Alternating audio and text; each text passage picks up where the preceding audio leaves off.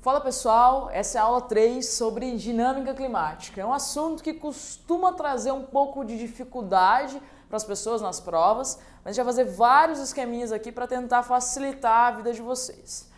A primeira coisa que eu tenho que dizer para vocês é que os fenômenos climáticos que nós temos, que afetam, na verdade, a nossa vida, acontecem na troposfera, ou seja, de 0 até 12 quilômetros. Então, considerando todas as camadas da atmosfera, é na troposfera em que acontecem esses fenômenos climáticos. Tudo bem?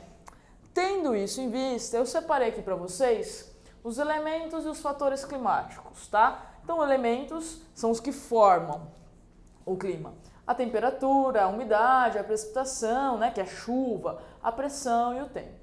E os fatores são os interferentes nisso. A latitude, a altitude, a maritimidade, a continentalidade, as massas de ar e as correntes marítimas.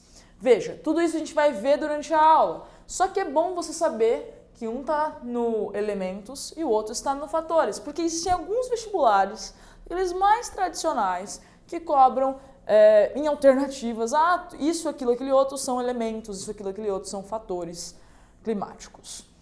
Mas tem pouquíssima importância isso, tá? Geralmente as questões são mais analíticas. Nesse sentido, vamos lá fazer aquele começo de aula sempre em dinâmica climática, que é diferenciar tempo e clima. Você já deve ter ouvido, se não ouviu, vai agora para você, aquela cantada de sempre ótimo que você pode mandar no WhatsApp. Tempo, a diferença é, clima é o que está rolando entre nós e tempo é o que a gente está perdendo, sabe? Pode mandar no WhatsApp, certeza, sucesso. Mas o que acontece? Tempo é o que eu estou vivendo agora, o tempo que está neste momento. Quando a gente fala hoje está quente, ou hoje está frio, ou quando você entra no elevador não tem que conversar e fala, será que vai chover? Isso é tempo. É momentâneo. Num local quente como Rio Preto, pode ser que um dia faça frio. Então você vai falar, hoje está frio. Não quer dizer que na maior parte do tempo faça frio. Tudo bem? Já clima é análise dos tempos. Conforme eu vou analisando os tempos, eu chego a configurações básicas de que em algumas regiões faz muito calor, como Rio Preto. Tudo bem? Então, tempo, nós temos o momento, e clima como análise dos tempos. Análise feita em 30 anos para chegar à consideração de que um local é um semiárido ou é um clima equatorial, etc. Tranquilo? Então essa diferença é bastante simples.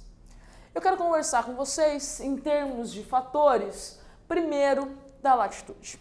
Latitude é aquilo que a gente aprendeu na aula 1, que é a divisão em linhas imaginárias com intervalos regulares medidos em graus. Tudo bem? Em que eu tenho a partir de Equador 0 graus, subindo a 90 norte e 90 sul. Tranquilo? Qual é a interferência disso no clima? É a insolação. Como assim, professora, a insolação? Porque veja, o Sol, entre um solstício e outro, ou seja, entre o início do verão num hemisfério e o início do verão em outro hemisfério, ele vai caminhando, entre aspas, na verdade a gente caminha, né, a Terra em torno do Sol, entre um trópico e outro. Então essa zona é a intertropical, portanto é a mais quente da Terra, a que recebe maior insolação, logo essa luz transformada quando encontra a superfície em calor. Perfeito? Depois nós temos isso, então, baixas latitudes, calor, zona intertropical. Médias latitudes, nós temos uma zona temperada, e temperada mesmo, misto, um pouquinho mais frio, é isso. Depois nós temos as zonas polares, frias, claro, né? Isso porque recebem menos iluminação. Em alguns momentos, quando é solstício de verão, por exemplo, aqui no hemisfério sul, Polo Norte, por exemplo, fica dias que não recebe o sol, tudo bem? Ao mesmo tempo que no hemisfério sul, dias em que o sol fica aparecendo e não escurece nunca, né? É o sol da meia-noite. Tranquilo? Só que, se eu analisar só um fator climático, eu vou cometer um erro no vestibular. Certamente. Eu preciso combinar esses fatores. Então, eu combino o fator latitude com o fator altitude. Por quê? Porque eu posso ter um local que está na zona intertropical, entretanto, é um local alto. Vou dar um exemplo, a Cordilheira dos Andes, tudo bem?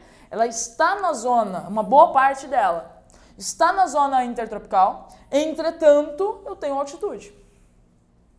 Então veja nesse outro esquema aqui. Eu tenho um esquema bastante reduzido, né, de duas realidades, né? O oceano no Rio de Janeiro, tudo bem? Lá na pontinha, no litoral. E lá no nosso meio do continente, quase final, quase atravessando a América toda, nós temos La Paz na Bolívia. Coloquei La Paz na Bolívia por uma razão bastante simples. É o maior exemplo dos vestibulares, sempre parece.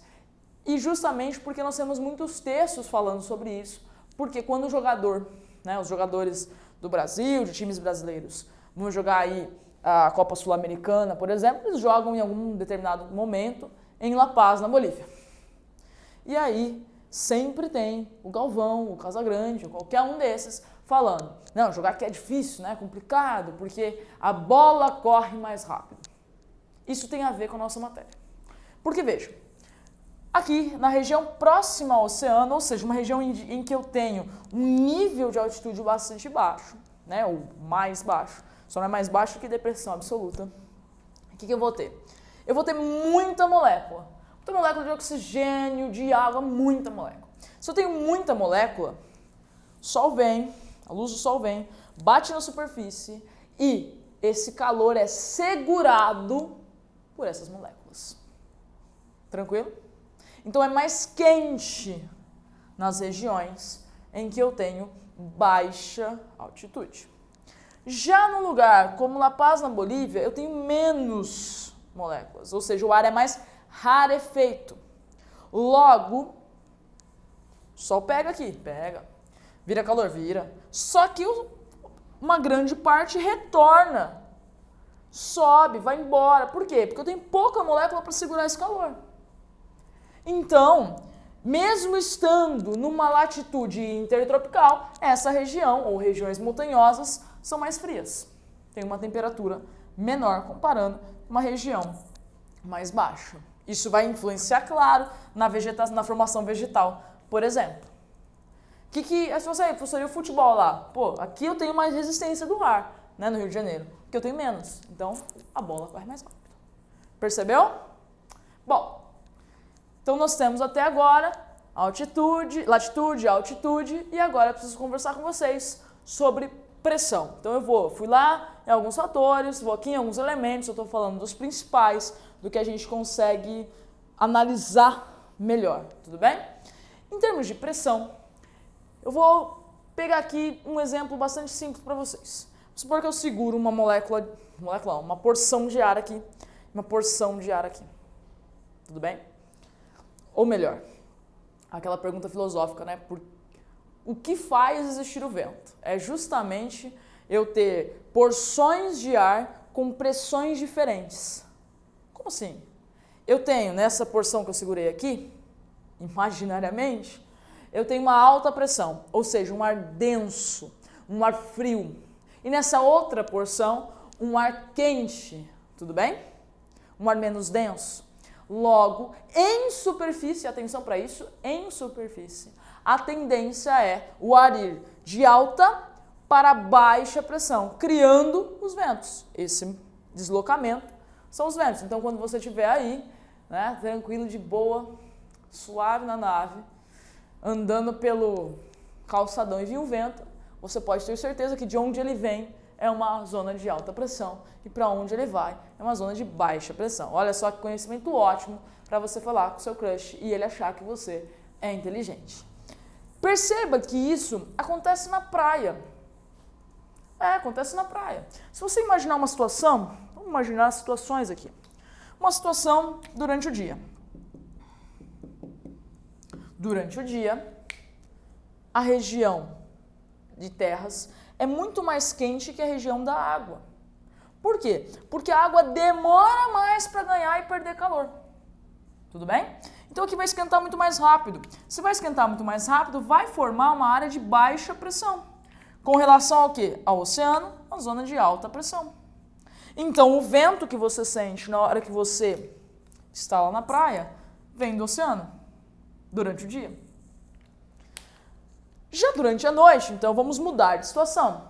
Durante a noite, algo diferente acontece. Então, acabou o sol, algo diferente vai acontecer aqui. Professora, por que você não usa um apagador? Porque ele está muito longe, eu não quero pegar, tá? Então tá. Durante a noite, o que vai acontecer? Lembra que eu falei que a água demora para ganhar e demora para perder. Então ela ficou o dia inteiro lá ganhando calor. E agora ela vai demorar para perder esse calor. Já a Terra vai perder esse calor rapidinho. Então, eu tenho o contrário. Aqui vai formar uma zona de baixa pressão e aqui uma zona de alta pressão, fazendo com que a brisa, nesse caso, seja do continente para o oceano. Percebeu? Esses conceitos são os conceitos também de maritimidade e continentalidade em parte. Porque onde eu tenho uma grande massa de água, eu vou ter uma maior regulação da temperatura no sentido de que a amplitude térmica, ou seja, a diferença entre a máxima e a mínima, seja reduzida, porque eu tenho a água como regulador térmico, a água levando muito tempo para perder o calor. É como você tá o dia inteiro, aquele churrascão na laje, o dia inteiro na piscina, tá torrando na piscina, tudo bem? Você tá lá, de boa, tá quente pra caramba a água, tranquilo. Chega umas 6, 7 horas, tranquilo? Aí a temperatura na água continua quente, mas se você sair lá fora, tá um pouquinho mais frio, bem mais frio. Por quê?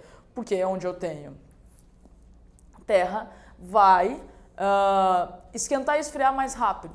E onde eu tenho água vai regular isso, vai demorar mais. Então, uma região litorânea, a diferença entre a máxima e a mínima durante um dia é menor, é menor do que lá em Cuiabá, onde vai fazer muito calor, mas também pode fazer frio. Você quer ver um exemplo ótimo disso, de maritimidade e continentalidade? Um exemplo perfeito. Deserto. Deserto tem água? Não tem. Que eu saiba, não tem. Se não tem água, o que vai acontecer? Vai esquentar muito durante o dia e vai esfriar muito durante a noite. Então, a amplitude térmica, ou seja, a diferença da máxima e da mínima, vai ser muito grande. Por isso que os caras andam com aquelas rouponas lá. Não queima e depois ainda aquece. Percebeu? Falando nisso, pessoal, e pensando nessa circulação, eu tenho que lembrar que isso que eu disse para vocês, de alta para baixa, vai ser sempre em superfície. Então, ó, alta para baixa.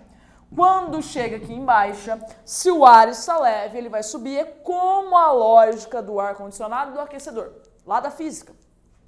Porque eu coloco um ar-condicionado em cima, porque o ar frio desce. Porque eu coloco um aquecedor embaixo, porque o ar quente sobe, porque ele é menos denso. Tudo bem? Então veja, quando chegou aqui, vai subir. Quando está subindo, não perde temperatura. Se perde temperatura, ganha pressão, vai descer. Tudo bem? Fica mais denso e vai descer. É isso. É esse o esquema. Sabe disso? Sabe uma galera. Tem, geralmente, material didático, aí no seu livro deve ter, um desenho da circulação geral da atmosfera, dos ventos, dos grandes massas de vento, né? Das grandes massas de ar. Em geral, você vai ter um desenho da Terra aí cheio de seta, com um textinho de 3 linhas explicando o que dá vontade de chorar, né? Por isso eu vou mostrar para vocês um esquema para você entender essa circulação geral da atmosfera. Para isso, pegue a Terra, tudo bem? Do jeito que a gente costuma olhar para ela, vira de ladinho, lembrando que não tem ladinho no espaço, mas vira de ladinho. E eu tenho aqui, ó, Equador, Trópico de Capricórnio, Polo Sul, Trópico de Câncer, Polo Norte. Percebeu? Beleza. Superfície terrestre, tá? Tá bom. O que acontece aqui? Na região, olha a combinação de fatores. Na região equatorial, eu não falei que pega muito sol, que é quente pra caramba. Falei isso pra você? Falei pra você. Então, aqui vai ser quente. Vai evapotranspirar, e vai ser muito úmido, né? Vai evapotranspirar muito. Vai subir, porque o ar quente, a baixa pressão, tende a subir. Se leva consigo umidade, essa região vai chover muito. Por isso que lá na Amazônia, eu tenho lá a floresta equatorial, que vai se alimentar justamente desse sistema úmido. Esses ventos, depois de chover aqui, esses ventos que já estão frios, vão fazer o quê? Vão descer secos. Então deixa eu pegar a caneta aqui, vão descer secos. Porque já choveu. Percebe? Se ele vai descer seco, ele vai descer aqui, ó, aproximadamente, mais ou menos entre 23 e 30 graus, em regiões de alta pressão. E aí, de alta, eles vão caminhar para baixa pressão. O que acontece? Nesse descer aqui, nessas regiões, geralmente eu tenho desertos. Olha o deserto da Namíbia, olha o deserto da Austrália, olha o deserto do Saara. Tudo bem? No Brasil, a nossa região São Paulo poderia ser um deserto, mas depois eu explico que não é. Deixa isso para o próximo videozinho ali. Veja comigo aqui. Desceu seco, ok? Esse vento que sopra dos trópicos para o Equador são os ventos famosos, ventos alísios. Vale para cá e vale para cá, tá? Ventos alísios. Esses ventos que descem secos aqui são os ventos contralísios.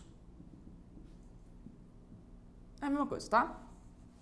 Contralísios. Percebeu? Tranquilo.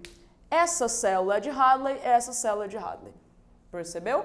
Agora vem comigo. Formamos aí. Você fez o primeiro, sabe todos os outros. As zonas polares não são frias, não recebem menos insolação, logo alta pressão. Entre duas altas pressões eu tenho uma baixa pressão. Mesmo esquema. De alta para baixa, depois eu tenho a elevação. Aqui, se tiver umidade, chove. Então é só em algumas épocas do ano. Desce seca. Por isso que, inclusive, que eu tenho desertos frios. Percebeu? Aqui, o mesmo esquema. Essas células férreo e essas células polar. E em vestibulares como provas como o Enem, esses nomes são desnecessários. Em provas como a FUVEST, pois é, isso mesmo. Tudo bem? Eu tenho um esquema, isso aqui, ó, tudo, sabendo pressão, você consegue entender um esquema interessantíssimo que acontece lá no Oceano Índico. Tá? Então, isso é a circulação geral dos ventos. E agora, partindo desses dois sistemas, eu vou explicar para vocês as monções. Então, o Oceano Índico, se você, quando eu falo Oceano Índico, Índia, China, etc., se você fala assim, meu Deus, onde é isso no mundo? E algumas pessoas podem estar pensando, claro que eu sei onde é. Outras, verdade, hein? Cadê? Sempre que você for estudar geografia, tem que ter uma mapinha do lado, amor. Senão não dá. Beleza? Bom, pensando nisso, quando está inverno, quando é inverno, o que vai acontecer? Quando é inverno, eu disse para vocês que a área continental ganha e perde calor muito rápido, não é? Se a área continental ganha e perde calor muito rápido, então aqui eu tenho uma alta pressão, porque vai estar frio, certo? Inverno. Logo, eu não disse também que o oceano ou a água ganha e perde calor muito devagar, ela é um regulador térmico? Então, com relação ao continente, o Oceano Índico vai estar em baixa pressão. Qual a direção dos ventos sempre? De alta para baixa. Percebeu? Isso ocasiona alguma coisa? Não, nada demais. Tudo certo. Tranquilo. Tem o vento vindo do continente para o oceano. Eu não moro no oceano. Você também não. E nenhuma galera aqui. Então, tudo certo. Inverno. Já no verão, o que vai acontecer? Você que já entendeu a aula, já sacou. Já sacou. Vai acontecer, o continente não ganha e perde calor muito rápido. Então, no verão, ele vai ganhar calor muito rápido. O que vai acontecer? Baixa pressão. E no oceano, ele não é regulador térmico. Não é isso? Então, ele ganha e perde muito devagarzinho. Então, ele foi esfriando, foi esfriando, foi esfriando. E no verão, até ele ganhar o calor, o que vai acontecer? Alta pressão. Sempre de alta para baixa, ventos úmidos vindo para o continente. Qual a consequência disso? Chuvas torrenciais, que facilitam a plantação de arroz na China e na Índia, mas também em alguns momentos deixam pessoas desabrigadas. Beleza? Então essa é a primeira parte aí de dinâmica climática.